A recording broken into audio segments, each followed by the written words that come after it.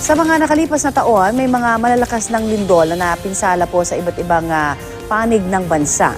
Noong 1990, mahigit 1,200 ang nasawi sa magnitude 7.8 na lindol sa Luzon. Balitang hatid ni Darlene Cai.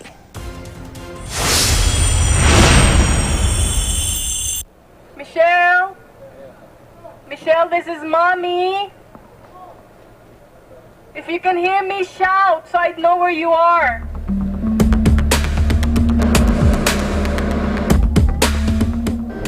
Ang 5-star na Hyatt Terraces Hotel sa Baguio City, walang panama sa 7.8 na lindol na yumanig sa halos buong Luzon noong July 16, 1990. Sa taya ng nooy National Disaster Coordinating Council, mahigit 1,000 ang patay, halos 3,000 ang sugatan, at mahigit 300 ang hindi na natagpuan. Mahigit 12 bilyong piso ang halaga ng pinsala. Batay sa isang report ng Presidential Management Staff noong panahon ni dating Pangulong Cory Aquino, maihahalin tulad ang lakas ng lindol sa pagsabog ng 45 atomic bomb gaya ng mga ibinagsak sa Hiroshima at Nagasaki sa Japan noong World War II.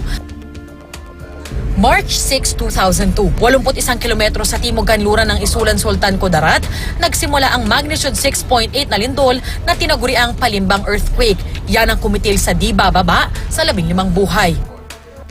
Noong February 6, 2012, niyanig ng magnitude 6.9 na lindol ang Negros Oriental at iba pang bahagi ng Visayas. Sa tala ng National Disaster Risk Reduction and Management Council, 51 ang patay. Matapos lang ang mahigit isang taon, muling niyanig ng malakas na lindol ang Kabisayaan kabilang ang Bohol. Mahigit 200 ang namatay sa magnitude 7.2 na lindol. Mahigit 2 bilyong piso ang halaga ng pinsala. Maraming bahay at establishmento ang nasira ng lindol, pero maitayong man muli ang mga nasirang gusali, hindi na maibabalik pa ang mga buhay na nawala.